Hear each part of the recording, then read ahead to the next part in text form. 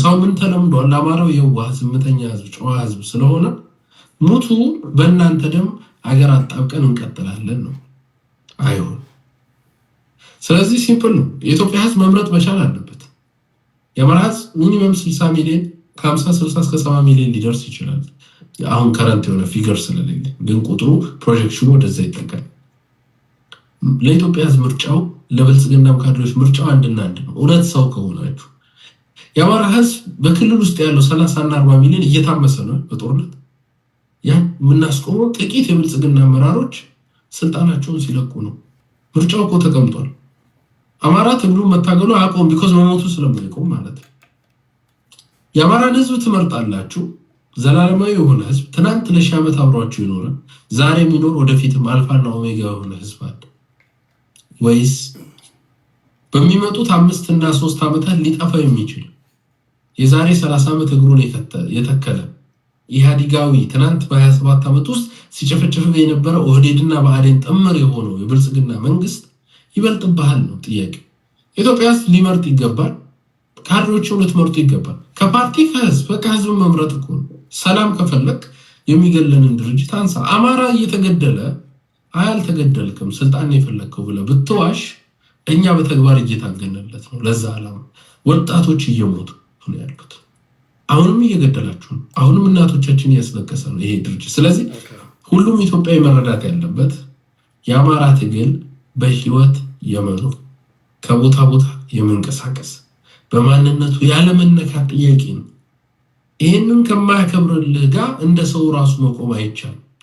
ይሄ ምርጫው ለኢትዮጵያ ህዝብ የቀረበው ብልጽግና ወይስ የአማራ ሰብአዊ መብቶች ሲባል አይ ብልጽግና እንደግፋለሁ ፋኖ እንዲህ ነው ምናምን ያው 2 ዓመት አይታችሁታል። የህዝብ ቅቡልና ከሌለው ፋኖ ቅድም ቴዲ ያነሳቸው ኢሹዎች አሉ፣ እርስ በርስ መመታታት ምናምን ከነ ችግሩ ከነ ፕሮብሌሙ የአማራ ህዝብ አቅፎ ደግፎት ያለው የኔ ልጅ ጥፋት ይበልጥብኝ ይሻለኛል ከሚጨፈጨፈኝ አረመኔ ኃይል ብሎ ስለመረጠ። ስለዚህ የአማራን ህዝብ የማያከብር ብልጽግና የአማራን ህዝብ የመኖር ፍላጎት የማያከብር የብልጽግና ካድሬና ሌላ ኃይል ካለ እንደ ህዝብ ትጠሉናላችሁ ማለት ነው። ኦኬ በዚህ ልክ ነው ማስቀመጥ። ታንኪ ክብራትና ክብራን እዚህ ዩቲዩብ ላይ ያላችሁ በወንድሜ አንተን አብርሃምና በአማራ ኪላ የዋና አማራ መስራችና ፖለቲከኛ ነው።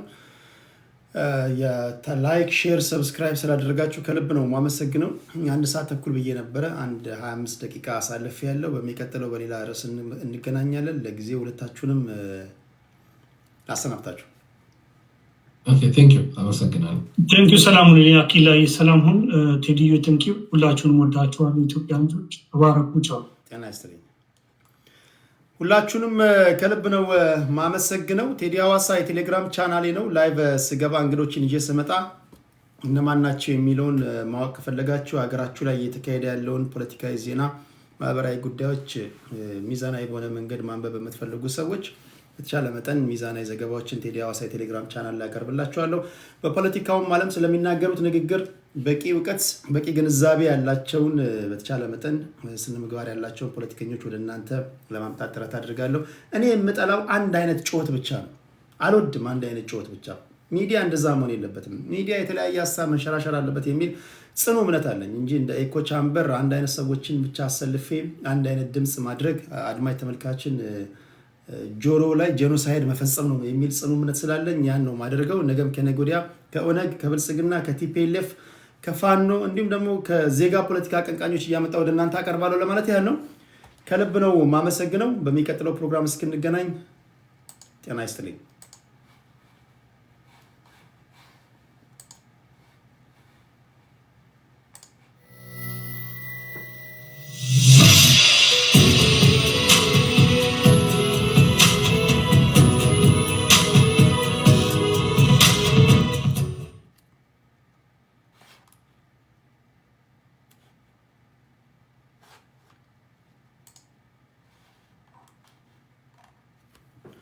እሺ ክብራትና ክብራን የቲክቶክ ላይ ነዋሪዎች እንዴት ናችሁ? ሁሉ አማን ነው ወይ? ሁሉ አማን ነው ወይ? እንዴት ናችሁ እናንተስ? እንግዲህ በድምጽ እንደሰማችሁት ነው። ከዚህ መውጣት አለብኝ።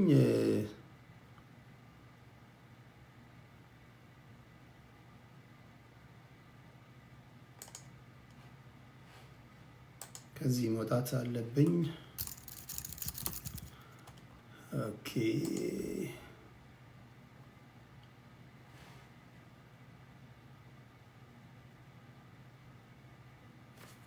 እሺ፣ እንዴት ናችሁ? እንዴት ታዘባችሁ? ሁለቱም በጣም የማከብራቸው ፖለቲከኞች ናቸው። ላይት ትንሽ ልጨምር መሰለኝ እንድታያችሁ። እንዴት ናቸው? አማን ናቸው? አሪፍ ልጆች ናቸው። አሪፍ ልጆች ናቸው። ቀደም ሲል እንደነገርኳችሁ አኪላም ሰላማዊ ፖለቲከኛ ነው። እዚህም እዛም ቤት ከፍቶ ትርኪ ምርኪ እያወራ የሚውል ልጅ አይደለም። አኪላ ደረጃውን የጠበቀ ልጅ ነው። ሀሳቡ ምንም ሆነ ምን አንተነም አሪፍ ልጅ ነው። በጣም በጣም ጨዋ ልጅ ነው። ፖለቲከኞች እንዲህ ሲሆኑ ደስ ይለኛል። እኔ ፖለቲከኛ ቅርጽ ሲኖረው ስርዓት ሲኖረው ደስ ይለኛል። ይሄ እንደ ደርግ ጊዜ ወታደር ማለት ነው። እንደዛ መሆን አለባቸው ብዬ አስባለሁ ፖለቲከኞች። እንዴት ነው? ሁሉ ሰላም ነው? ሰዎችን ላስገባና ሁለት ጉዳዮች ተነስተዋል። ከዚህ ቀደም የጎንደር ልጆች አናግረውኛል። ጎንደር ልጆች አይ ቲንክ አዲስ እንቅስቃሴ ጀምሯል መሰለኝ። ይህ እንኳን የዛሬ 2 ዓመት የነገርኳችሁ ነው። አይ ቲንክ አዲስ እንቅስቃሴ ጀምሯል። እሱን ስታራግቡ እየሰማሁ ነው። አላችሁ የጎንደር ልጆች አላችሁ፣ የጎንደር ልጆች አላችሁ። የመለስኩላቸው መልስ አለ። ከዚህ ቀደም የአማራ ክልል እኔ በግሌ እንደ ክልል 3 ራሱን ጠብቆ ጠንካራ ሆኖ እንዲቀጥል ነው የምፈልገው። ምክንያቱም የሀገሪቱን ፖለቲካ ማስጠበቅ ይችላሉ የሚል እምነት አለኝ። ነገር ግን ይሄ በራሳችሁ ጥንካሬ ብቻ የሚሆን ነው። ራሳችሁ ካልጠነከራችሁ 2-3 ቦታ አይደለም 4 ቦታም ልትከፋፈል ትችላለ፣ አላዋቂዎችን ካላስወጣችሁ ማለት ነው። ሁልጊዜ ፖለቲከኛን የሚያበላሸው የመጀመሪያው አላዋቂ ነው። ሁለተኛዎቹ ደግሞ ማድመጥ ያለባችሁ በቪዲዮ የምታዩቸውን ነው።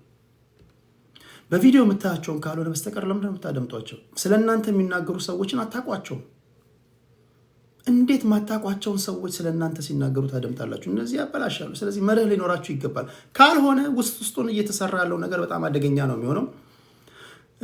የአማራ ክልሉ ሲፈርስ በጣም አደጋ ነው የሚፈጠረው የሚል እምነት አለኝ። በክልሎች መካከል ውዝን ሪጅን ኮምፒቲሽን ሊኖር ይገባል። ሰላማዊ ብዬ አስባለሁ። የፖለቲካው ሚዛን መጠበቅ አለበት ብዬ አስባለሁ። ከዚህ ቀደም የቅማንት የአገው ልጆች መድረክ ስጠን የሚል እድል ጥያቄ አቅርበውልኝ ነበር። ክልሉን በማፍረስ ተባባሪ አልሆንም ብያቸዋለሁ። አውቀዋለሁ፣ እሳቱን አውቀዋለሁ። እሳትን ከባድ እሳት እንደሆነ አውቃለሁ። ይሄ የክልል ጥያቄ እንደዚህ በቀላል የሚቆም አይደለም። አሁን እንደዚህ አይነት ነገሮች እየተንሸራሸሩ ነው። በጣም ጨዋ የማውቃቸው የሚያውቁኝ ልጆች በዚህ ጉዳይ ላይ መድረክ እንዳመቻችላቸው ጠይቀውኛል። ነገር ግን እኔ የመለስኩላቸው ምላሽ የክልል ጥያቄ ለክልል ጥያቄ የሚነሱ ትግሎችን በተቻለ መጠን እኔ መድረክ መስጠት አልፈልግም። በዚህ ጉዳይ ማወያየት አልፈልግም። በተቻለ መጠን የፌዴሬሽን ምክር ቤት የሚሆን አካሄዳለሁ። ክልል ዝም ብላችሁ አይደለም የምትጠይቁት። ወረዳ ካለ በወረዳ ምክር ቤት 2/3 ድምፅ ታጸድቃለ። ከዛ ወደ ዞን ይላካል። 2/3 ማለት 2 ሲካፈል ለ3 66% ማለት ነው። 66% ይሁንታ ማግኘት አለብህ። ከዛ ወደ ዞን፣ ከዞን ወደ ክልል ምክር ቤት፣ ከክልል ምክር ቤት ወደ ፌዴሬሽን ምክር ቤት ይመጣል። ያን ካጸደቃችሁ በኋላ ክልል ስትሆኑ እንደ ሌሎቹ ላዋይ ይፈልጋለሁ። ካልሆነ ግን ክልሉን በማፍረስ ተባባሪ መሆን አልፈልግም ብያለሁ። ያነሱልኝ ሀሳብ ግን እንደዚሁ ዝም ብሎ በዋዛ የሚታይ አይደለም። ስለሆነ ለመናገር ይሄን ካልኩኝ በኋላ ግን ቲክቶክ ላይ ስመጣ ኦልሞስት ሁሉም ቲክቶክ ላይ ጥያቄውን ካቀረቡት በላይ ስታፋፍሙት አይቻለሁ። በጣም በጣም በጣም በጣም አጀንዳ አድርጋችሁ ስታወሩት አይቻለሁ እና ግማሹ ይዝታል፣ ግማሹ እንዲናረጋቸዋለን ይላል፣ ግማሹ እናጠፋቸዋለን ይላል። ማይ ፍሬንድ እንደዚህ አይደለም። እንደዚህ አይነት ነገሮች እንደዚህ በልህ በምናምን አይደለም፣ በማራገብ ሰፊ ሽፋን በመስጠት አይደለም። እንገላሃለን በማለት አለ ሰው እልህ ውስጥ ሊገባ ይችላል። እና እንዲህ ያለ ጥያቄዎች የሚነሱት ከማን እንደሆነ በሰከነ መንገድ ማወቅ አለባችሁ ብዬ አስባለሁ። እሺ ይህን ካልኩኝ በኋላ እንዴት ነው አማራ ክልል ላይ ለመሆኑ እንዲህ ያሉ ነገሮች ከተነሱ አሁን ያለው የክልሉ ነባራዊ ሁኔታ የፋኖ ትግል ምን ይመስላል? እስኪ ዜና ላስደምጣችሁ። ዝግጁ ናችሁ? ሁለት ዜና ላስደምጣችሁ። አንድ ከመንግስት፣ አንድ ከፋኖች እንዲሁም ደግሞ ከቲፒኤልኤፍ። ኦኬ የትኛው ነበረ?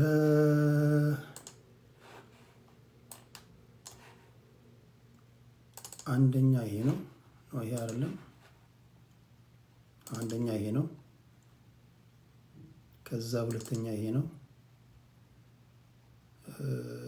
ከዛ ታፕ ታፕ እያደረጋችሁ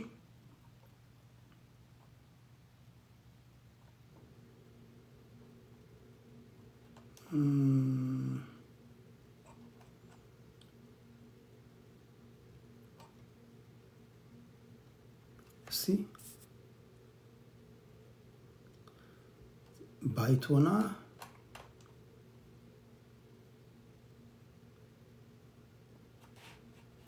ታፕታፕ እያደረጋችሁ እነዚህ በጣም በሳምንቱ ልታወራቸው የሚገቡ አንኳር ጉዳዮች ናቸው። ከዚህ ቀጥሎ ማስደምጣችሁ ምን ብዬ ነበር ሴቭ ያደረኩት ፋይል ላይ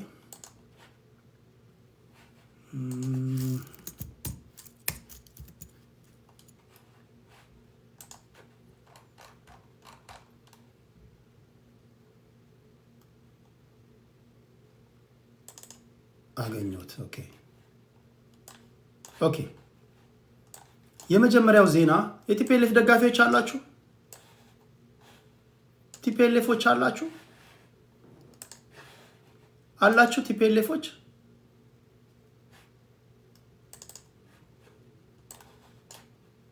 እስኪ ቲፒኤልኤፎች አላችሁ? ምንድን ነው የምታስቀምጡት?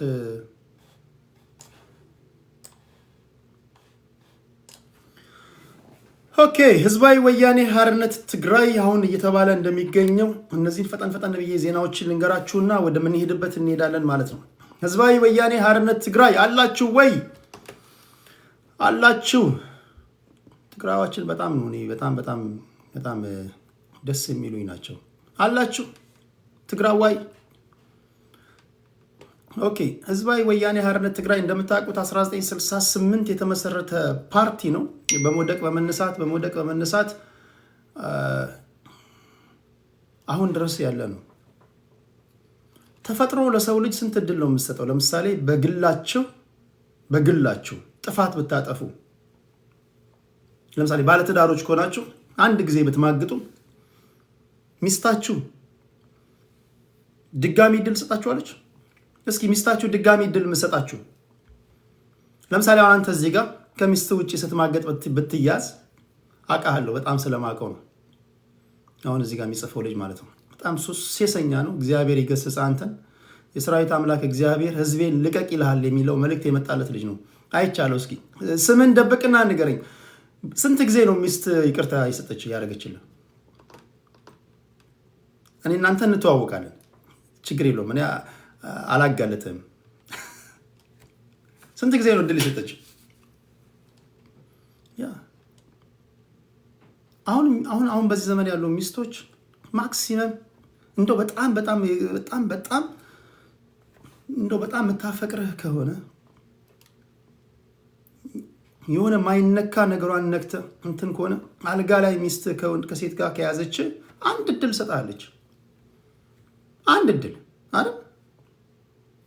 አንድ እድል ሰጣለች። 2-3 የሚሰጡ ይችላሉ። እነሱ ምናቸው እንደተነካ ማቀው ነገር የለም፣ ግን 2-3 የሚሰጡ አሉ።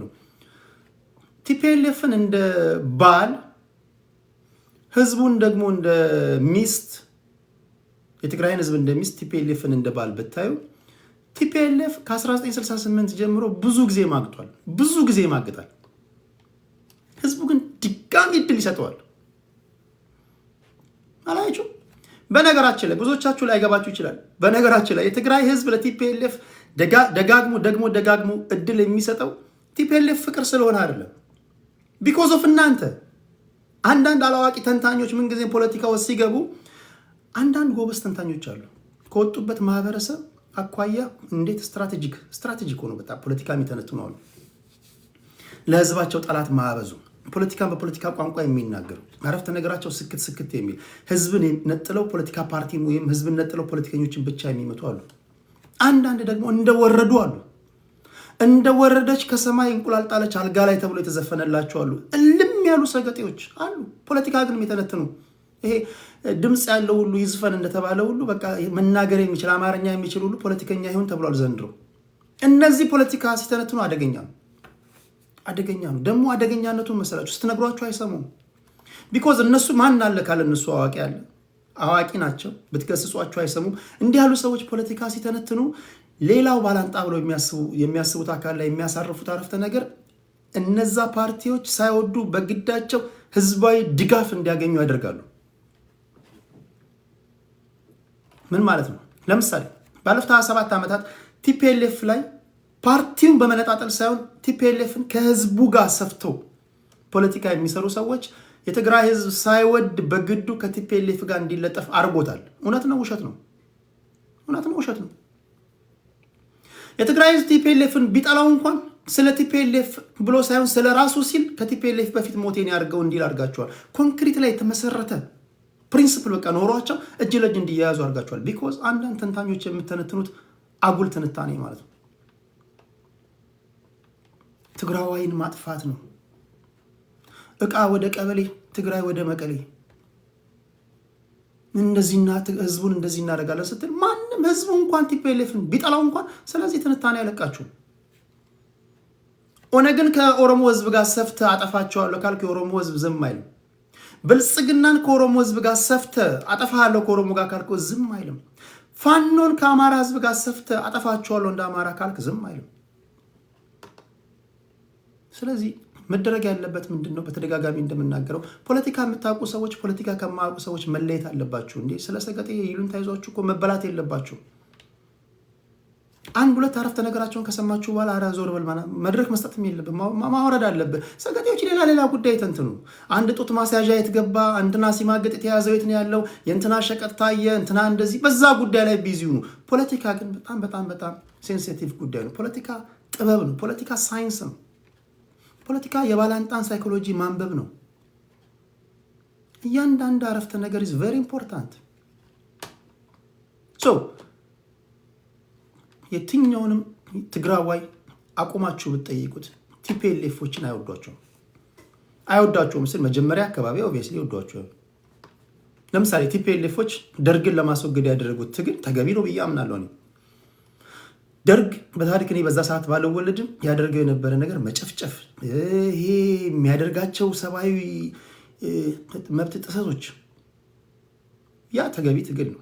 ከዛ በኋላ ግን የመጣው ቲፒኤልኤፍ ግን ህዝቡ ስለ ትግራይ ህዝብ ብሎ ሳይሆን ስለ ራሱ ህዝቡ ስለ ቲፒኤልኤፍ ብሎ ሳይሆን ስለ ራሱ ሲል ነው ከቲፒኤልኤፍ ጋር እንዲቆም ያደረጋችሁት። ኦኬ አሁን ያለበት ሁኔታ የሚያስቅ ነው። ቲፒኤልኤፍ ዲ እና ቲፒኤልኤፍ ጂ የሚል ደረጃ ላይ ደርሷል።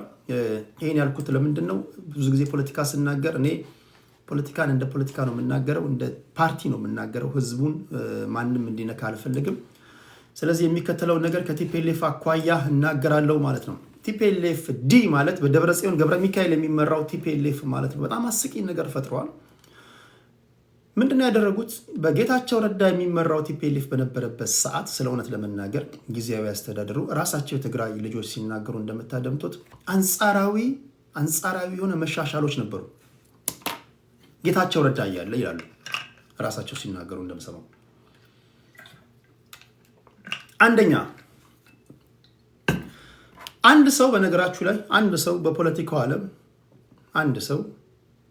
አንድ ሰው እድሜው 40ና በ50 መካከል እድሜው 40 ምናምን 50 ምናምን ፖለቲከኛ ከሆነ ዝም ብላችሁ 5 ከ10 ስጡት። ወጣት ስለመሆኑ ብቻ 5 ከ10 ስጡት።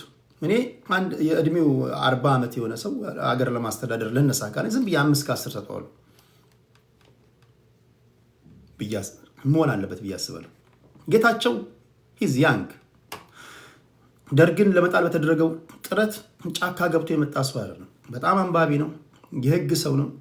ትግራይ ውስጥ በነበረ ሰዓት መቀሌ ዩኒቨርሲቲ ሲያስተምር በሱ የተማሩ ዛሬ ቲፒኤልኤፍ ውስጥ ያሉ እና አማኑኤል አሰፋ የምታዩቸው በጌታቸው ረዳ የተማሩ ናቸው። ተራማጅ አስተሳሰብ ያለው ሰው ነው ጌታቸው ረዳ። በየትኛው መድረክ ላይ ይመጣላቸዋል። ቲክቶክ ላይ በጋብዘው በነገራችን ላይ ጌታቸው ረዳ እዚህ ጋር ይመጣል። አፍን እጅን በአፍ አስጭኖ ይሄዳል። ፖለቲከኛ ማለት እንደዛ ነው። ጎበዝ ነው። ኤኒ ገቢ ነው። የትም ቦታ ላይ ሀሳቡን ይሸጣል። በትግራይ ውስጥ አይ ቲንክ አዲስ ኢንቫይሮንመንት ፈጥሯል። ከዚህ ቀደም ስነግራችሁ ነበር። ከነዚህ መካከል የትግራይ ህዝብ በነፃነት እንዲናገር ሀሳቡን እንዲገልጽ ተቋሚ ፓርቲዎች እነ ባይቶና እነ ሳልሳይ ወያኔ በመስተዳድር ውስጥ እንዲገቡ የመፍቀድ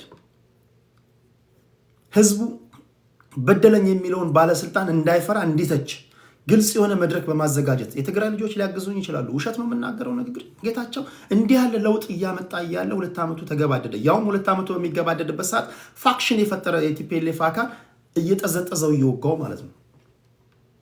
አይ ቲንክ አሁን አብዛኞቹ የትግራይ ተወላጆች ከጌታቸው ረዳ ጋር በፍቅር እንዲወድቁ ያደረጋቸው ነገር ምንድን ነው? ያዩትን ነገር ስላዩ ይመስለኛል። ጌታቸው ረዳ በትግራዋይነቱና በትግራይ ህዝብና ጥቅም ፍላጎት ዙሪያ ማይደራደር ሰው ነው። በነገራችን ላይ ተደጋጋሚ ይናገራል። አሁን እንኳን የተሾመበት ቦታ ለትግራይ ካልጠቀመ ለቅቄ እሄዳለሁ የሚል ነው። ከ2 ዓመት በኋላ ወደ ጌታቸው ረዳ ቦታ ላይ የተቀመጡት ልባቸው አይገኝም በመባል የሚታወቁት ጀነራል ታደሰ ወረደ ናቸው። ስለ እውነት ለመናገር ጌታቸው ጀነራል ታደሰ እንዲሁ እንኳን ስታዩቸው ውስጣቸው የሚገኝ አይመስልኝም። ከደብረ ጽዮን ጋር ይሁን ከጌታቸው ጋር የምታውቁት ነገር የለም። ከሻቢያ ጋር ይሁን ከፋኖ ጋር የምታውቁት ነገር የለም። አንዳንድ ሰው ገጥሟቸው ግን ውስጡም አይታወቅም። ሲስቅ ራሱ ይላል። ጥርስ ነክሶ ነው ወይስ እየሳቀ ነው የምትሉት የለም። እኔ በባህሬ ከቀረባችሁኝ ባህሬን ታውቃላችሁ። ከሀስከፈ ቀሌም ከሀስከፈ ነው። እኔ ድብቅ ባህሪ የለኝም። አንዳንድ ሰዎች ድብቅ ባህሪ ይዘው ሲመጡብኝ ይጨንቀኛል። አስተዳደጌ እንደዛ አይደለም። አንዳንድ ሰው ግን ይችላል፣ ትወና ይችላል። 24 ሰዓት 24/7 ከእናንተ ጋር ውሎ ምን እንደሚያስብ ማታውቁት ሰው የለም። ምን እንደሚያስብ እዚህም ልክ ነህ እዛም ልክ ነህ የሚል እየሳቀ ነው ወይስ እያለቀሰ ነው ብላችሁ ጀነራል ታደሰ ወረደ እንደዛ ይመስለኛል። እና ጌታቸው ረዳ ግራ ገብቶታል በሱ ጉዳይ ላይ እና 2 ዓመት ሙሉ የዚህ ሰው አቋም ምንድን ነው? እኔ ጌታቸው ረዳ መገደል አለበት ተብሎ አቋም በሚያዝበት መድረክ ላይ የኔ ምክትል ሆኖ ይቀመጣል። ሰው አይቃወምም። ጌታቸው ረዳ መገደል አለበት የሚባልበት ስብሰባ ላይ ምክትል ፕሬዝዳንት ሆነ አረ ይሄ ነገር ትክክል ነው አትልም? እንደዛ አይልም። ይሄ ነገር ያላስደስተው ጌታቸው ረዳ እንካ ሰላምታ ውስጥ ገብቷል። ከዛ በኋላ የጌታቸው ረዳ 2 ዓመት ከተጠናቀቀ በኋላ አቶ ጀነራል ታደሰ ወረደ በጊዜያዊ አስተዳደሩ በፕሪቶሪያ ስምምነት በአርቲክል 10 መሰረት ጊዜያዊ አስተዳደሩ ለምርጫ እስከ ምርጫ ድረስ ለ1 ዓመት እንዲመራ ነው የተቀመጠው። ከተቀመጠ በኋላ ግን ሁሉም ሰው እንደጠበቀው ጌታቸው ረዳ ያሳያቸው ጭላንጭሎች እየተዳፈኑ ነው የመጡት። ታስታውሱ እንደሆነ የዛሬ 2-3 ወር አካባቢ ይሄንኑ ነግሬያቸዋለሁ። አቶ ልደቱ አያሌው ሲናገር ሰምቼ ትግራይ ውስጥ እኮ ከሌላው አካባቢ በተለየ ሁኔታ ዲሞክራሲ አለ፣ ትግራይ ውስጥ ከሌላው በተለየ ሁኔታ እኮ መተቸት አለ፣ በአደባባይ ላይ ውይይቶች አሉ ብሎ ሲናገር ይሄ ነገር ቢኮዝ ኦፍ ጌታቸው ረዳ ነው ብዬ ስናገር ነበር። ብዙ ሰዎች ልብ ያላሉት ትግራይ ውስጥ በወጣቱ መካከል ያያችሁት መነቃቃት ቢኮዝ ኦፍ ጌታቸው ረዳ አሁን አለ። አሰማችኋለሁ። አሁን አለ። ትግራይ ውስጥ ብትሄዱ አለ። የሀሳብ የበላይነት አለ። ተቃዋሚ ፓርቲዎች ስልጣን ውስጥ ይገባሉ። ትቃወማላችሁ፣ እንደ ልብ ትንሸራሸራላችሁ። አለ፣ ይሄ ነገር አለ። አሰማችኋለሁ።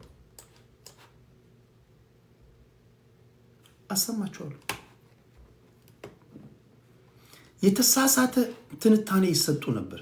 ጌታቸው ረዳን አብዛኞቹ አልተረዱትም። ሊያመጣ የነበረው መንፈስ ብዬ አስባለሁ የትግራይን ህዝብ ፍላጎትና ጥቅም ባስከበረ መንገድ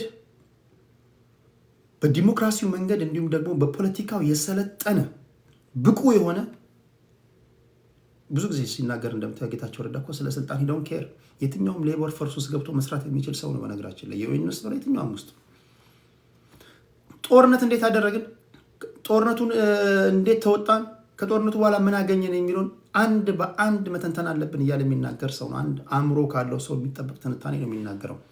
ያን ስላልፈለጉ ጉባኤ ስላደረጉ ነው ከሰላምታ ውስጥ የገቡት። አሁን ጀነራል ታደሰ ወረደ ወደ ስልጣን ከመጡ በኋላ ያለችውን ትግራይ እስኪ ላሳያችሁ፣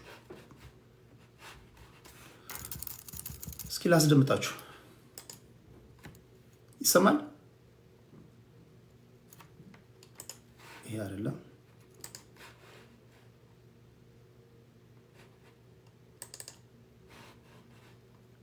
አይሰማም? ወይ የማሽቃበጥ ጥግ፣ ወይ የማሽቃበጥ ጥግ። እኔ ገና ፋይሉን አልከፈትኩም። ይሰማል እላለሁ። አዎ ይሰማል ይሉኛል። ከዚህ ህዝብ ጋር እንዴት ነው የምንዛለቀው ጎበዝ? ይሰማል እንዴ?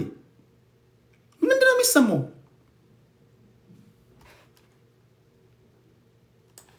እኔ ምንም የከፈትኩት ፋይል የለም። ይሰማል ይሉኛል። አረ አንዳንዱም ድምጽ ቀንስ ይለኛል። እኔ ምንም የከፈትኩት ፋይል የለም። ይኸው ፖዝ ነው ያለው እዚህ ጋር።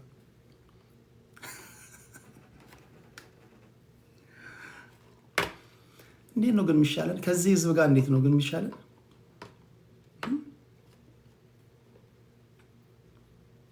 በጣም የሚገርም ድምጽ ነው የሚልም አለ። በጣም ይሰማል። እንዲህ ፖለቲከኞቹን በነገራችን ላይ ይሄው አፈር ከድሜ ያስገባናቸው እንደዚህ እያደረገን ነው። እሺ ይሄን ላስደምጣችሁ።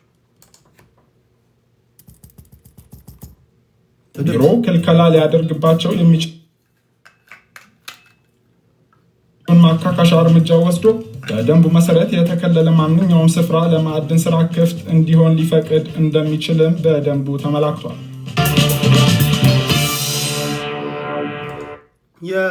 ለሚዲያው አመሰግናለሁ። ሪፖርተሮች ናቸው። የዜናው ምንጭ ሪፖርተር ነው። በደንብ ስሙት። ከዚህ ቀጥሎ የምትሰሙት በጣም ኢምፖርታንት ነው። የትራንስፖርት ቢሮ ኃላፊው እስር አዲሱን ካቢኔ በህወሓት የበላይነት ስር እንዲወድቅ የተደረገ ፖለቲካዊ እስር ነው ሲል ባይቶና አስታውቋል። የቢሮው ኃላፊ ከተቃዋሚ ፓርቲ ከገቡ ጥቂት የካቢኔ አባላት መካከልም አንዱ ናቸው። የትግራይ ክልል ጊዜያዊ አስተዳደር የትራንስፖርት ቢሮ ኃላፊ አቶ ታደለ መንግስቱ መታሰራቸውን ሪፖርተር ከፓርቲያቸው ብሔራዊ ባይቶ አባይ ትግራይ ባይቶና አረጋግጧል። በዛሬው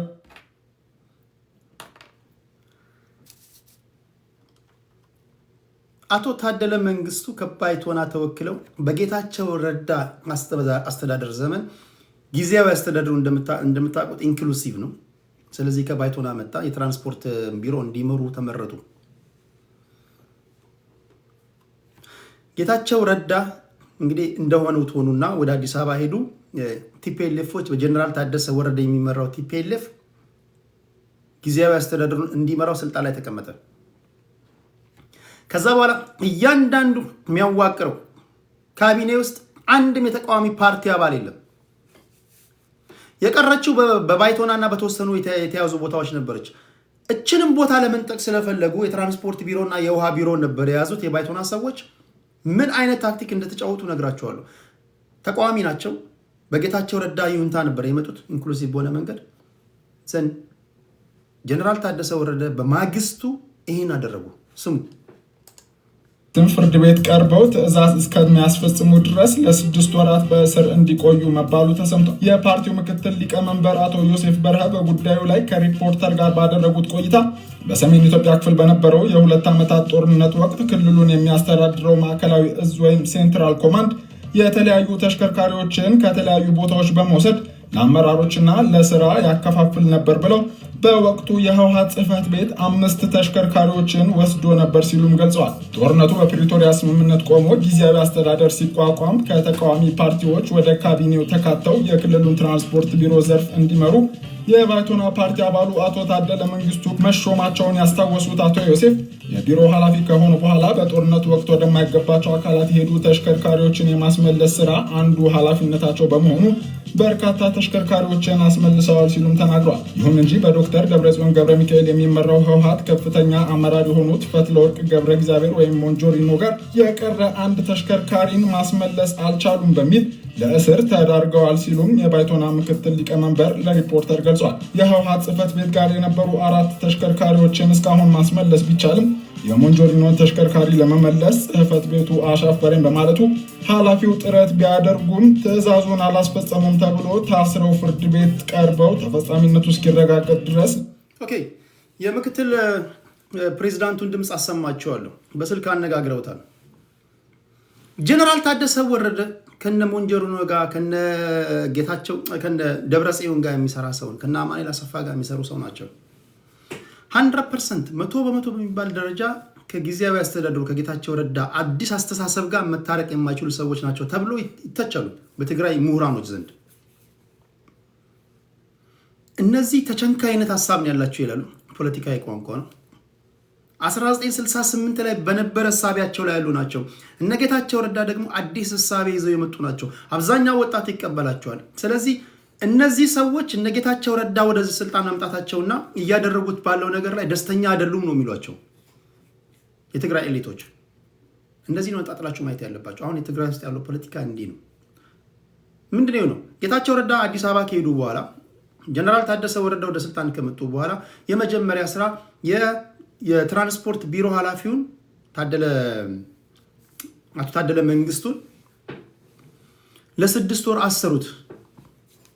ያሰሩት ደግሞ ምንድነው? ከዚህ ቀደም የተሰጠ መኪና ነበረ።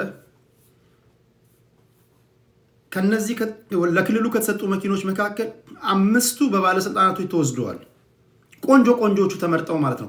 ከነዚህ መኪኖች መካከል ፈትለወርቅ ገብረ እግዚአብሔር ወይም ደግሞ በትግል ስሟ ሞንጀሪኖ የምትባል አንድ ወስዳለች።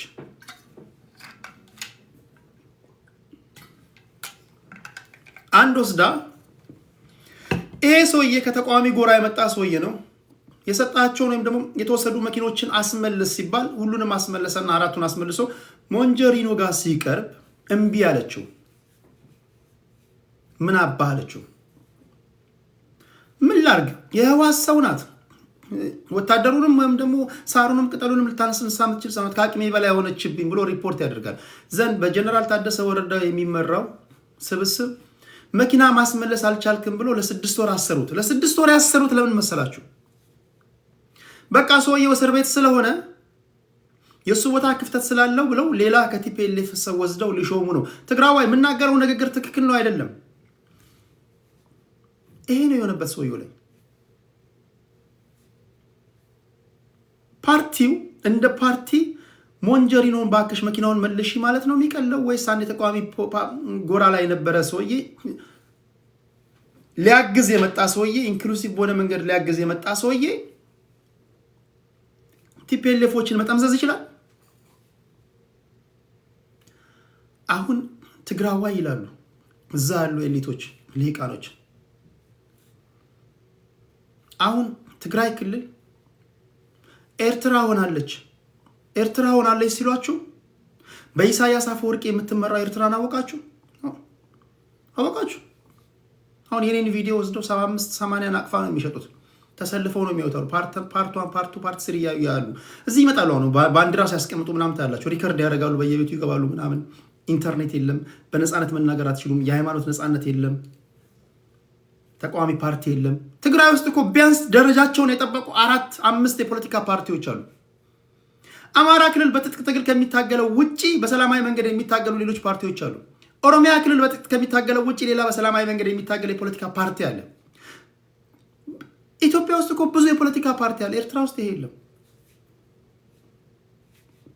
ብዙ ጊዜ የሻዕቢያ ደጋፊዎች መጥተው ሲሰድቧችሁ ምናምን ቢኮዝ ኢሳያስ አፈወርቂን መስደብ ስለማይችሉ ነው። ወይም ደግሞ በሌላ አባባል አብዛኞቹ ወጣቶች ናቸው። ከልጅነታችሁ ይሄ ብቻ ነው መንገድ ተብላችሁ እንደ ፈረስ ጋሪ ግራና ቀኝ አይናችሁ ላይ ጎማ ተደርጎባችሁ ካደጋችሁ ሌላ አማራጭ ሀሳብ እንዳላታቁ። አሁን ወጣቱ በተለይ ወጣቱ ክፍል የኤርትራ ክፍል አያቁም። ኢሳያስ አፈወርቂን መቃወም ታቡ ነው፣ ነውር ነው። ልቃወሙ ቢሉ ከባድ ነው። አሳዛኙ ነገር ከኤርትራ ወጥተው የሰለጠነ ሀገር ላይ የሚቀመጡ ኤርትራውያን አገር ቤት ካሉትም አብዛኞቹ ማለት ነው የተሻለ ስልጣኔ የተሻለ የፖለቲካ ሀሳብ እንኳን ህዝቡ እንዲኖሩ አለማድረጋቸው ነው። አሁን ትግራዋይ ውስጥ የተፈጠረ ያለው ኤርትራ ነው ይላቸዋል የትግራይ ሊቃኖች። ቲፒኤልኤፎች እንደ ኤርትራ ያለ ስርዓት ነው እየተከሉ ያሉት። አሳዝነው አንድ ወጣት የሰለጠነ ሀገር ላይ የተቀመጠ ወጣት ለተቀመጠበት ሀገር የሚመጥን እሳቤ ሊኖረው ሲገባ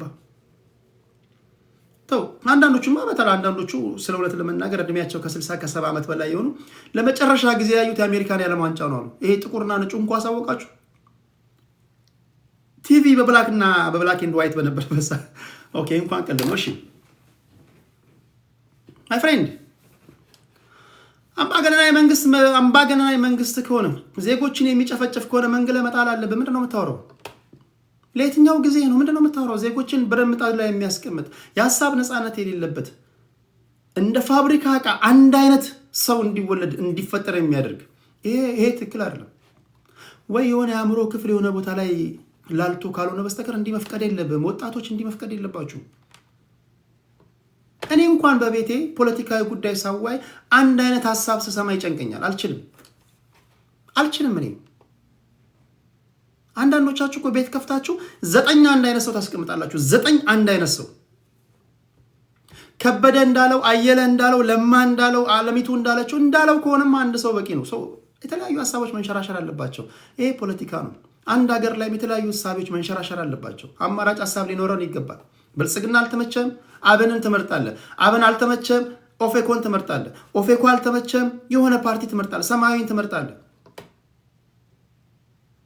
ይህን ማድረግ ደግሞ የእናንተ ኃላፊነት ነው። ሀገር የጋራችሁ ናት። ሀገር የአንድ ሰው ንብረት አይደለችም። እንዴት የአንድ ሰው ንብረት እንድትሆን ትፈቅዳላችሁ? ስለዚህ ቲፒኤልኤፎች አሁን ትግራይን በኤርትራ ወይ ነው እየቀረጸዋት ያሉት ይላሉ። እስኪ ስሟቸው። 6 ወር እንዲታሰሩ በሚል ወይ ለራሱ የህወሓት ቤት ጽሕፈት መርጦ የሚወስዳቸው ነበሩ። ለራሳቸው ወይ ለራሱ የሚወስዳቸው ነበሩና መርጦ እየተከፋፈሉ ነበርና የዛኔ የህወሓቶች በሴንትራል ኮማንድ ወይም ሲመሩ በነበሩ አካላት ወደ አስፈላጊ ነው ተብለው ወደ ታሰበ ቦታ ሁሉም እየተከፋፈሉ ነበርና የዛኔ የህወሓት ቤት ጽሕፈት መርጦ የሚወስዳቸው ነበሩ። ለራሳቸው ወይ ለራሱ የሚወስዳቸው ነበሩና 5 መኪኖች ወደ ህወሓት ጽሕፈት ቤት ተወስደው ነበር። ደን ከጊዜያዊ አስተዳደሩ ከተቋቋመ በኋላ አሁን ከፕሪቶሪያ ስምምነት በኋላ ነው ታደለ ወደ ትራንስፖርት ቢሮ ኃላፊነት የመጣው።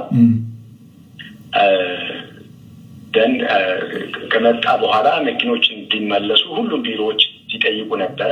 እሱም በቻለው መጠን እንዲመለሱ ጥረት እያደረገ ቆይቷል። አሁን ችግር የመጣው የመንጀሪኖ መኪና ላይ ሲደርሱ ነው። ህወሓት የወሰዳቸው 5 ነበሩ። ከ5ቱ 4ቱ እንዲመለሱ ተደርጓል። በብዙ መከራ እንዲመለሱ ተደርጓል። መንጀሪኖ የያዘቻት መኪና ግን መስጠት አልቻሉም።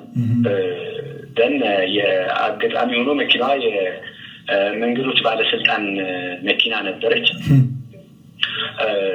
ስለዚህ የመንገዶች ባለስልጣንም ከሷል ማለት ነው። ደን ከሱ የመኪናዋ እንድትመለስ ትዕዛዝ ፍርድ ቤቱ ለመንገድ የትራንስፖርት ቢሮ ጽፏል።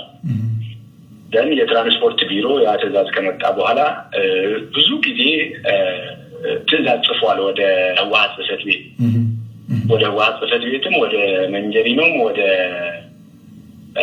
የጸጥታ ቢሮም ማለት ነው። ደን ፈቃደኛ መሆን አልቻሉም። ደጋግሞ ይጽፏል። ኦልሞስት ወደ 5 ጊዜ ነው የጻፈው የትራንስፖርት ቢሮ ወደ ህወሓት ጽሕፈት ቤት። ደን ለመስጠት ፈቃደኛ አልሆኑም። ከዛ መኪና ለማምጣት የሄዱም ነበሩ። የትራፊክ ፖሊሶች ነበሩ መኪናዋን ለመረከብ የሄዱ። እነሱንም አሰራርቱ ነው የላኳቸው። ደን ምንም ማድረግ አልተቻለም። ገና ክርክሩ ላይ ያለ ፖሊሶች የሄዱት በበዓል ዋዜማ ነበረ። ባለፈው ከ3 ቀን 4 ቀን በፊት ወደ ታደለ ወደ ህወሓት ጽሕፈት ቤት የሄዱት መኪናዋን ለመረከብ ማለት ነው ትራፊኮቹ። ደን ብዙ ጥረት ተደርጓል። ብዙ ደብዳቤ ተጽፏል። እስካሁኑ ኦልሬዲ ክርክር ላይ ያሉ ፍርድ ቤቱ ትራንስፖርት ቢሮ ትዕዛዙን ስላላስፈጸመ ትራንስፖርት ቢሮ ኃላፊው በፖሊስ ታስረው እንዲቀርቡ የሚል ትዕዛዝ ጻፈ። መቼ ነው ይሄ የሆነው? ትላንት ይመስለኛል የተጻፈው የትዕዛዙ ታስረው እንዲመጡ ለዛሬ እንዲቀርቡ የሚል ማለት ነው። ዛሬ በፖሊስ ታስረው ቀረቡ አቶ ታደለ ማለት ነው። የትግራይ ጊዜያዊ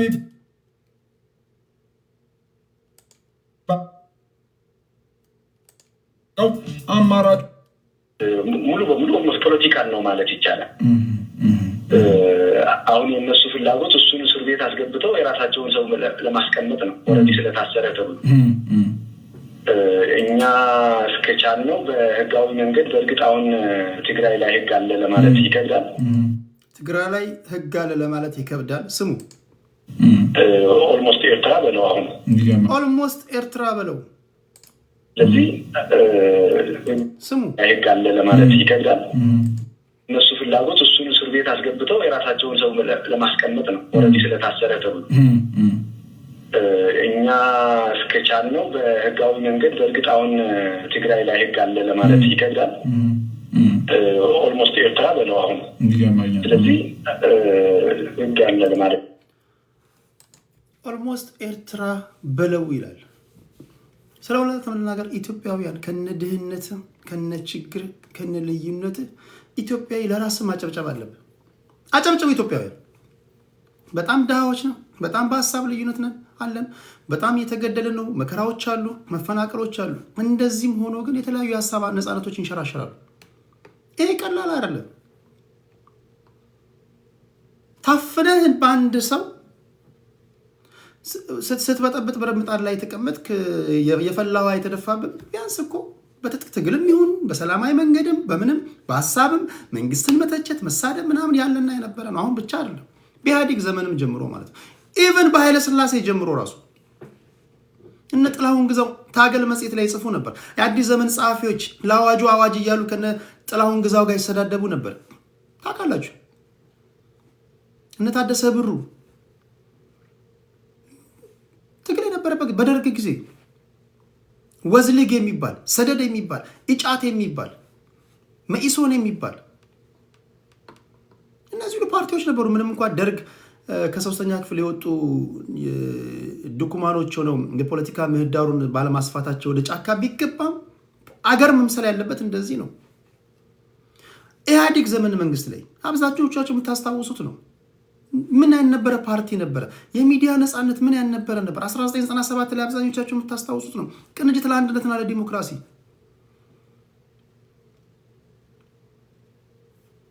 ይሄ ቀላል አይደለም። ኢህአዴግ ካልተመቸ ወደነ በየነ ጴጥሮስ ወደነ ህብረት መሄድ፣ ሶሻሊስት ለኢትዮጵያ ፓርቲ መሄድ ይሄ ቀላል አይደለም። አንድ ሀገር ላይ መሆን ያለበት ይሄ ነው። ሀገር አምባገነን የምትሆነው ሚስትና ልጆች ላይ ብቻ ነው። እሱም ከተፈቀደልህ ሀገር የተለያየ አይነት ሀሳብ መንሸራሸር አለበት። አንዳንድ ግለሰቦች እኮ ሀገርን ኢንታየር ሀገሪቷን የግላቸው ንብረት ነው ያደረጉት። አስቂኙ ነገር እሱ አይደለም። እሺ እንደፈለጋችሁ አድርጉን የሚል ትውልድ መፈጠሩ ነው። እንደዛ መሆን የለበትም። እንደዛ መሆን የለበትም። አሁን ቲፒኤልኤፎች ኤርትራ በለው እያሉ ነው። ትግራዋይን ከዚህ በኋላ የሚያደርጓት በሻዕቢያ መንገድ ነው የሚገዟት ማለት ነው። ቀደም ሲል የነገርኳችሁ ጌታቸው ረዳ ያሳያቸው ጭላንጭሎች አሁን ከሞላ ጎደል እየጠፉ ነው የሚመጡት። ተቋሚ ጎራ ውስጥ ያሉ ሰዎች ይኸው በሰበብ ባሰበቡ ከሁለት ቦታ ነበሩ። በዋነኛነት የትራንስፖርትን ቢሮ ይመሩ ነበረ፣ የውሃ ሀብት ቢሮን ይመሩ ነበረ። ከዛ አስወገዷቸው። ጀነራል ታደሰ ወረደ ኢንታየር ካቢኔው በነ ደብረጽዮን ገብረ ሚካኤል በተጠቆመለት በቃ የቲፒኤልኤፍን አጀንዳ አስፈጻሚ ነው እያሉ የትግራይ ምሁራኖች የትግራይ ኤሊቶች እየተናገሩ ነው። ምንድነው ጌታቸው ያሳየው? ጥሩ ጥያቄ ነው። አትሊስት ተቃዋሚ ውስጥ ያሉ ሰዎች ኢንክሉሲቭ በሆነ መንገድ በፕሪቶሪያ ስምምነትም ቢሆን እንኳን ቢያንስ ተሳታፊ ነበሩ። ትችት ነበር እኮ አይደል? አዳራሽ ውስጥ ገብተው እኮ ጌታቸው ረዳን እኮ የተቹ ነበር። የሚተቹ ወጣቶች ነበሩ እኮ። ሰላማዊ ሰልፍ ይደረግ ነበር እኮ። አይደረግም? ትግራይ ውስጥ ጌታቸው ረዳ በነበረበት ሰዓት ሌላው የኢትዮጵያ ክልል ላይ በማይሞከርበት ጊዜ እኮ ጌታቸው ረዳ እኮ ይሄን እያለማመደ ነበር። አይ ቲንክ የእሱ እሳቤ ሲመስለኝ ይሄ ኦልድ ፋሽንድ ከሆነው ከቲፒኤልኤፍ እሳቤ ህዝቡን አላቀው የሰለጠነ ወጣትና የሰለጠነ ሀሳብ የሚንሸራሸርበት የትግራይ ህዝብና ጥቅም ፍላጎት የሚጠበቅባት ጠንካራ ትግራይን መፍጠር ነበር። ነገር ግን ይሄ አልተወደደለትም። አሁን ያለው ነገር ምንድነው? ተቃዋሚ ፓርቲዎች እያማረሩ ነው። አብዛኞቹ የትግራይ ምሁራኖችም ይህንን ይጋራሉ። አስቸጋሪው ነገር ፖለቲካ የምተነትኑ ሰዎች ቲፒኤልኤፍን እንደ ቲፒኤልኤፍ መተንተን ሲገባችሁ ቲፒኤልኤፍን ከትግራይ ህዝብ ጋር እንደናንተ ያላችሁ ናችሁ ከፖለቲካው ዓለም መውጣት ያለባችሁ የሚባሉ ፖለቲካ በማይደርስበት ቦታ መድረስ ያለባችሁ ኦነግን ለመንካት የኦሮሞን ህዝብ ሰፍተ የምትናገር ፋኖን ለመናገር የአማራን ህዝብ ሰፍተ የምትናገር ቲፒኤልኤፍን ለመንካት የትግራይን ህዝብ ሰፍተ የምትናገሩ እናንተ በነገራችን ላይ ከሻዕቢያም ከሁሉም በላይ የኢትዮጵያ ቀንደኛ ጠላቶች እናንተ ናችሁ። አንድ ሰው ክፉ ካልሆነ በስተቀር ህዝብና ፓርቲን አንድ ላይ ሰፍቶ አይናገርም። ይሄ ከክፋት ነው። ስለዚህ ይሄ መስተካከል አለበት። የሰለጠነ ፖለቲካዊ ውይይት መኖር አለበት። አይመስላችሁ?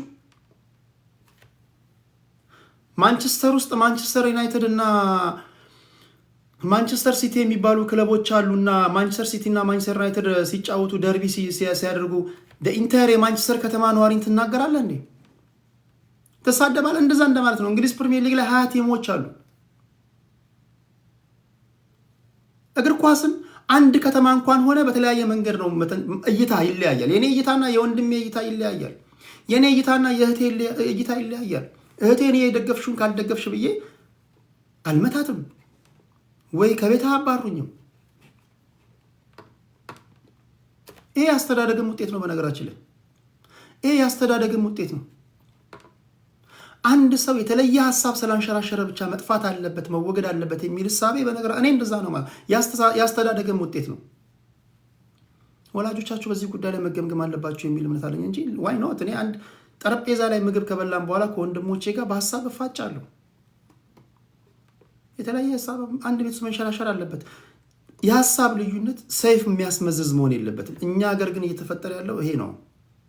ቀደም ሲል ያልኳችሁ እልም ያሉ ፖለቲካ ምን እንደሆነ ማያውቁ ሰዎች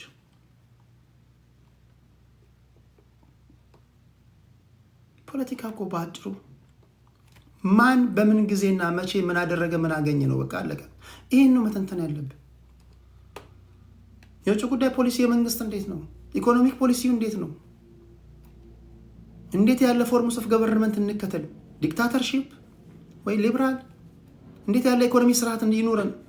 ሶሻሊዝም ወይ ኮማንድ ኢኮኖሚ ወይ ፍሪ ማርኬት ኢኮኖሚ ወይ ሚክስድ ኢኮኖሚ? የውጭ ጉዳይ ፖሊሲያችን ምን ይሁን? ጅቡቲና ግብጽ እዚህ ጋር ያንዣበቡን ነው። ጅቡቲና ኤርትራ የተገናኙ ነው። ኬንያና ሱዳን እያደቡብን ነው። እኛ አሰላለፋችን እንዴት ይሁን? እንትና ሌላ ይላል፣ አይ እንትና ጅቡቲን እንያዝ ይላል፣ አይ እንትና ግብጽን እናስወግድ ይላል። እንደዚህ ነው በሀሳብ መንሸራሸር ያለብን። ኮማንድ ኢኮኖሚ የምንከተል ከሆነ ይሄ ለፕራይቬት ሴክተሩ ያን ያህል ፍሪደም አይሰጥም። ስለዚህ ፍሪ ማርኬት ኢኮኖሚ ነው መከተል ያለብን ማለት ነው ያለብን። የጆን ሜሪኬንስ ወይም ደግሞ የና አዳም ስሚስ ቲዮሪ ነው መከተል ያለብን ልትል ይገባል። ምን ጉዶች ናቸው እኛ ጋር የመጡብን እኮ ያስብላል። ምን ጉዶች ናቸው ደግሞ ተምች አላዋቂነታቸውን እንደ አዋቂ የሚቆጥሩ አገሪቷ ላይ ምን እየሆነ እንዳለ እንኳን ማያውቁ ሰዎች እዚህ ጋር መድረክ ሲሰጧቸው ማን አለ ከለነሱ በላይ አዋቂ? እኚህን ለራሳችሁ ስትሉ ማስወገድ አለባችሁ። ፖለቲካ የሀሳብ ልዩነት የሚንሸራሸርበት ነው። ህዝብን ትለቃለህ። ህዝብን መናገር የለብም። የትግራይ ህዝብ እንዳንተ መከራ ያየ ህዝብ ነው። መከራ ያየ ህዝብ ነው። ያንተን ያስተዳደግ ጥመትና ያንተን የአእምሮ ጉድለት ህዝብ ላይ ማላቀቅ የለብም። ህዝባችን የትግራይ እናትህ ናት። የአማራ እናትህ ናት። የአማራ ህዝብ ነው። የኦሮሞ ህዝብ ነው። ሲሆን ትግልህ መሆን ያለበት ይሄ ህዝብ ከገባበት ችግር እንዴት ነው የምታወጣው ነው መሆን ያለበት። ከኤ ተነስተ ወደ ዜድ እንዴት ትሄዳለህ ነው እኮ ፖለቲካ ማይ ፍሬንድ። የኛዎቹ እኮ ከየት እንደሚነሱ አቁም፣ ወዴት እንደሚሄዱ አቁም። ከየት ነው የምትነሳው ብትለው እዚህ ጋር ነበርኩኝ፣ ወዴት ነው የምትሄደው? እግሬ ወደ አመራኝ በቃ እየነጨው ትሄዳለሁ። የቆላ እሳት ነው ይሄ። ምንድነው የቆላ እሳት ይባላል። ወደ አማራ ክልል ያላችሁ ታውቃላችሁ። የቆላ እሳት ወገኖች፣ እርጥብ ኃይል፣ ደረቅ ኃይል ያገኘውን እየበላ ይሄዳል። ያገኘውን የኛ ሀገር ፖለቲከኞች እንዲህ ናቸው። በመንገድ ያለውን እየፈጨ ይሄዳል። ይሄ መስተካከል አለበት። ስልጣን ስትይዝ ምን አይነት የፖለቲካ ሲስተም ነው የምትዘረጋው? ምን አይነት የኢኮኖሚ ሲስተም ነው የምትዘረጋው ብትለው አቅም ሲደርስ ነግርሃለሁ መጀመሪያ ልድረስ ይላል። የውጭ ጉዳይ ፖሊሲ ምንድነው? ሲደርስ ነግርሃለሁ። አሁን እየፈጨው ነው የሚሄደው፣ እያጠፋው ነው የሚሄደው። ሀገር ናት። በእነዚህ አላዋቂዎች ዝም ብለህ ይሉንታ ይዘህ ይሰድቡኛል፣ ያዋርዱኛል ምናምን ብለህ መሸማቀቅ የለብም። ሊያሸማቀቅ ሲመጣ አስቀድመ የሞራል የበላይነት መውሰድ አለብህ ማይ ፍሬንድ። ሊሰድበህ ሲመጣ በሚጫወተው የመጫወቻ ሜዳ ጫወተው። ሀገርን ለማጥለህ ነው የምትሄደው። ስለሰደበ አፍረ ምናምን ምሁራኖች አንዳንድ ጊዜ መቆጣት ካለባችሁ መቆጣት አለባችሁ እንጂ ሰገጤዎችን ፈርታችሁ ወይ ተሳዳቢዎችን ፈርታችሁ ከመድረክ መሸሽ የለባችሁም። አላዋቂዎችን ፈርታችሁ ስድባቸውን ፈርታችሁ ከሄዳችሁ ባላዋቂዎች ትመራላችሁ። ፋይት ማድረግ አለብህ። ህዝብህ ነው። እናንተም እዚህ ውስጥ ያላችሁ አድማጮች ህዝብን እንደ ህዝብ ሰፍተው የሚናገሩ ሰዎችን ስታዩ አስወርዷቸው፣ አባረው። ምን አባቱ ያመጣል? የሚያመጣው ነገር አለ? ይሄው እኔ እዚህ መጥቼ እላለሁ ቲክቶክ ላይ አንድ እናቱ የወለደችው እኔ መድረክ ላይ ተቀምጦ ህዝብን እንደ ህዝብ ይናገራል። ለመጀመሪያ ጊዜ ያደረኩላችሁ እኔ ነኝ አለ። ሊያደርግ የሚችል እናቱ የወለደችው አለ እዚህ ሶሻል ሚዲያ ላይ። ምን አባቱ ያመጣል? ምን ያመጣል? መጋረጃ ዘግቶ እናትን እንዲል አርጋት ምናምን ሲል ቢውሎ ሌላ ምን ያደርጋል? በአካል ስንገናኝ ማድረገውን አውቃለሁ። በተረፈ ግን ለዚህ ይሉንታ ሊኖራችሁ አይገባም። ስለዚህ ፖለቲካ ከሆነ እንደዚህ ነው ማውራት ያለብን የሚል እምነት አለኝ። የሀሳብ የበላይነት መንሸራሸር አለበት የሚል እምነት አለኝ። ኦኬ፣ ከትግራይ ጉዳይን ከጨረስኩኝ በኋላ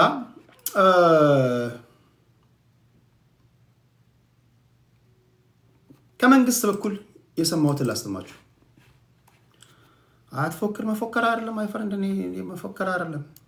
እኔ በአካል የሚያቆኝን ብትጠይቅ ይነግሩሃል።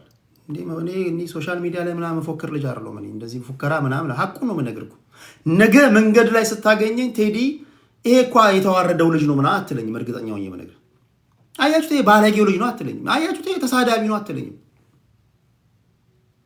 እርግጠኛ ሆኜ የምነግርህ የትኛውም ማህበረሰብ ውስጥ የትኛውም ኢትዮጵያውያን ያሉበት ቦታ ላይ ሊድ ደረቴን ነፍቼ ይራመዳሉ አትሉኝም። እርግጠኛ ሆኜ እነግርሃለሁ። አይደለም እንዴ? ቢያንስ ፕሪንሲፕል ሊኖርህ ይገባል የሚል እምነት አለኝ። እንደዛ ነው መሆን ያለበት። ሌላው ኦኬ፣ በአማራ ክልል የተካሄደ ባለው ጦርነት እንደምታውቁት የመንግስት ሰዎች ጦርነት ነው አይሉ፣ ግጭት ነው ይላሉ። ግጭት ነው ይላሉ። አንዳንዶች ደግሞ ግጭት ከሆነ እንዴት 2 ዓመት ሊፈጅ ይችላል ይላሉ። አሁን ግን አማራ ክልል ላይ የደህንነቱን ወይም ደግሞ የሰላምና ጸጥታውን እንዲቆጣጠሩ የተሾሙ ሰው የሚከተለውን ይናገራሉ። እስኪ አድምጧቸው። 18,000 ፋኖችን ማረክን ይላሉ። ለፋኖች ፌርነስ ደግሞ እነሱ ያደረጉትን ወይም ደግሞ አሳካን የሚሉትን ገድል አሰማችሁና ጊዜ ካለኝ ሰው አስገባለሁ፣ ከሌለኝ ደግሞ ወደምትሄዱበት ትሄዳላችሁ፣ ለቃችኋለሁ ማለት ነው። ፋይል ኦኬ። የአማራ ክልል ሰላምና ጸጥታ ቢሮ በክልሉ ያለው ተጨባጭ ሁኔታ ሰላም እየተረጋገጠበት የሚገኝና ታጣቂዎች መንግስትን መገዳደር የማይችሉበት ደረጃ ላይ ደርሰዋል ሲል አስታውቋል። ከአንድ ወር ገደማ በፊት በክልሉ ፕሬዝዳንት አረጋ ከበደ አማካኝነት የክልሉ የሰላምና ጸጥታ ቢሮ ኃላፊ ተደርገው የተሾሙት ዶክተር እሸቴ የሱፍ ለብሔራዊ ዜና አገልግሎት በሰጡት መረጃ ጽንፈኛ ሲሉ የጠሯቸው በክልሉ ታጥቀው የሚንቀሳቀሱ ኃይሎች ወደ አነስተኛ መንደሮች እየገቡ ነው ብለዋል። እንደ ኃላፊው ገለጻ አብዛኞቹ ወረዳዎችና ቀበሌዎች መንግስታዊ አመራርና አገልግሎት እየተሰጠ ነው ሲሉ፣ አብዛኛው የክልሉ አካባቢዎች በመንግስት ቁጥጥር ስር መሆናቸውን ተናግረዋል። አካባቢዎቹን በስም አሊያም በቁጥር በዝርዝር ያልተናገሩት የሰላምና ጸጥታ ቢሮ ኃላፊው የክልሉ ትላልቅ ከተሞች አስተማማኝ ሰላም አላቸው ሲሉ ተደምጠዋል። አሁን ባለው ሁኔታ ታጣቂዎች ሰርጎ በመግባት ጥቃትና ፍንዳታ ከመፈጸም ውጪ ፊት ለፊት ተዋግቶ ወታደራዊ የበላይነት በመያዝ ክልሉን የሚያንበረክክበት እድል የለም ያሉት ዶክተር እሸቴ ታጣቂዎቹ መንግስትን የሚገዳደሩበት አቅምና ብቃት የላቸውም ብለዋል። የሰላምና ጸጥታ ቢሮ እንዳስታወቀው በአንድ ሩብ ዓመት ውስጥ በመጀመሪያ ዙር ብቻ 3421 የጠላት ኃይል ነበሩ የተባሉ ሰዎች የታድሶ ስልጠና ወስደው ወደ ህብረተሰቡ ተቀላቅለዋል። አሁን ወደ ስልጠና የሚገቡ በቅርቡ እጃቸውን የሰጡ ወደ 3000 የሚጠጉ ሰዎችም ይገኛሉ ተብሏል። ባለፈው አንድ ዓመት ውስጥ ደግሞ 12000 ሰዎች እጅ ሰጥተው ወደ ህብረተሰቡ ተቀላቅለዋል የተባለ ሲሆን ይህም በአጠቃላይ እስካሁን 18421 ሰዎች እጅ የሰጡ ሲሆን ከ15000 የሚበልጡት የተሃድሶ ስልጠና ተሰጥቷቸው ወደ ህብረተሰቡ መቀላቀላቸውን ያመለክታል። አሁን እንደምታዩት አካባቢ የተረጋጋ ነው። ይሄን ባህር ዳርን ይዛችሁ ትልልቆቹ ከተሞች አስተማማኝ ሰላም ነው ያለባቸው። አሁን ሰርጎ ገብነት ነው። ሰርጎ በመግባት ጥቃት የመፈጸም ፍንዳታ የመፈጸም ሁኔታዎች ቢኖሩም ፊት ለፊት ተዋግቶ ወታደራዊ የበላይነት ይዞ ክልላችንን የሚያንበረክክበት እድል የለው። መንግስትን የመገዳደር አቅምም ብቃትም የለው። ኮስመኗል ማለት ይቻላል። ይሄም ሆኖ ግን የሰላም አማራጭን ተቀብለው ወደኛ የሚመጡ አሉ። ባለፈው ዓመት 12000 የሚጠጋ የጠላት ኃይል መጥቶ ስልጠና ወስዶ ወደ ህብረተሰቡ ተቀላቅሏል። በዘንድሮ ዓመት ደግሞ በዚህ ሩብ ዓመት ብቻ የመጀመሪያ ዙር 3421 የታጠቀና ያልታጠቀ የጠላት ኃይል መጥቶ ስልጠና አግኝቶ ወደ ህብረተሰቡ ተቀላቅሏል። በተሃድሶ ኮሚሽን የጠላት ኃይል ሲል ሰማሁ ልበል። የጠላት ኃይል ያለው ሰውየው እስኪ ድጋሚ ልስማው። ጆሮዬ ነው ወይስ የጠላት ኃይል ሲል ሰማሁት? ያልታጠቀ የጠላት ኃይል መጥቶ ስልጠና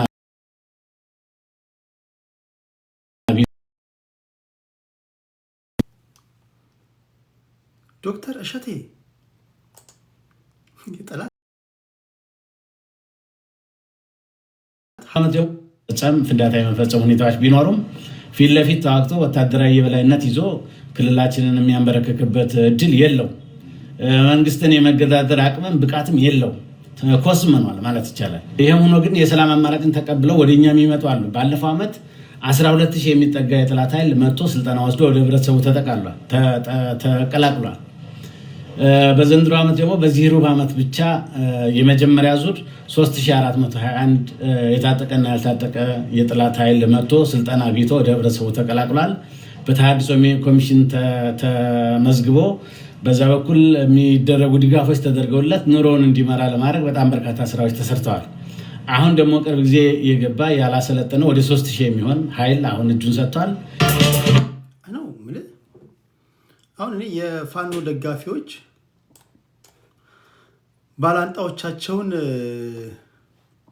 የጠላት ኃይል እያሉ ቢናገሩ በተወሰነ መንገድ ትረዳቸዋል፣ አንደርስታንድ ታደርጋላችሁ። ካለባቸውን ንዴት ከምናምን ግን በመንግስት ደረጃ ላይ የተቀመጠ ሰው አዳይና በዚህ የወንድማማቾች ጸብ ነው። በሁለት ወንድማማቾች መካከል የተፈጠረ አለመግባባት ነው። አንድ ሀገር ውስጥ እስካለ አይደለም ተገንጥለ እስካልወጣህ ድረስ ወይም ኬንያ መታ አይደለም ከኬንያ ጋር አይደለም ጦርነቱ ወይ ከሱዳን ጋር አይደለም ወይ ከሌላ ሀገር ጋር አይደለም። የጠላት ኃይል ታዲያ ከመጣ በኋላ እጁን ከሰጣ በኋላ ዜግነትን ያስቀየርከው ዜግነት አስቀየራቸዋቸው። ጠላትነታቸውን እንዴት አስተዋችሁ ይባላል። ግን እንዴት ነው? አይከብድም? እንዴት ያለ ነገር ላይ እንደደረስ ነው ጎበዝ። የጠላት ኃይል ራሱን በአንድ ወቅት በተደረገ ምርጫ እኮ ሰልፍ ተሰልፎ የመረጠው ህዝብን እኮ ነው የጠላት ኃይል እያለ ያለው።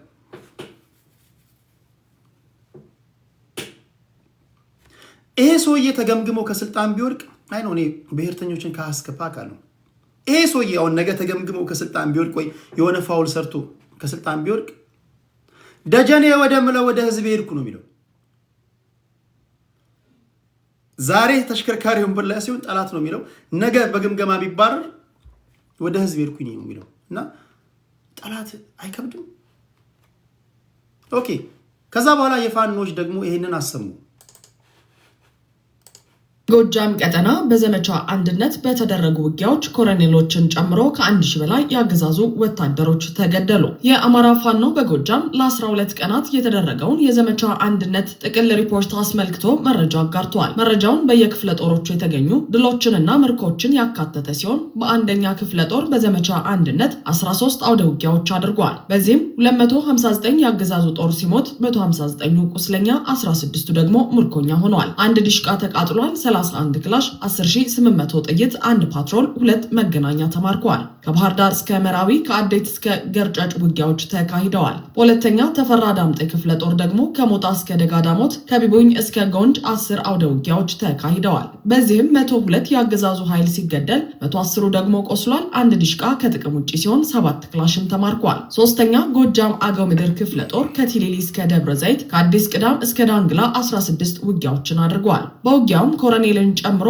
149 የአገዛዙ ኃይል ሲገደል 81ዱ ቁስለኛ 22ቱ ምርኮኛ ሆነዋል። አንድ ስናይፐር፣ አንድ ድሽቃ፣ 3 ብሬን፣ 86 ክላሽ፣ 6 ሽጉጥ፣ 10 ሺህ ክላሽ ጥይት፣ 2 መገናኛ፣ 2 ኮምፒውተር፣ 140 ሺህ ብር ተማርኳል። 2 ፓትሮል፣ 2 የሞተር ሳይክል እና 1 ዙ 23 ተቃጥለዋል። አራተኛ ጃዊ መተከል ክፍለ ጦር 6 አውደ ውጊያዎችን ፈንድቃና ማንዱራን በመሳሰሉ አካባቢዎች አካሂደዋል። በዚህም 24